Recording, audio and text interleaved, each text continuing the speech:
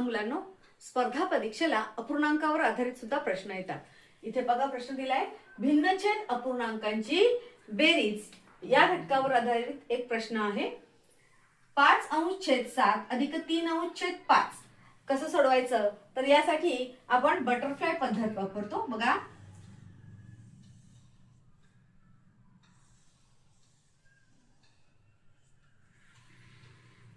आता 5 गुणिले 5 करायचे. 5 25 आणि 7 त्रिक 21 आणि नंतर यांचा दोघांचा गुणाकार करायचा.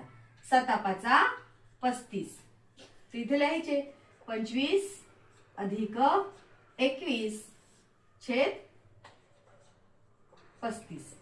मग आता यांची बेरीज किती झाली? 5 आणि 1 6, 2 आणि 2 4 आणि छेद 35.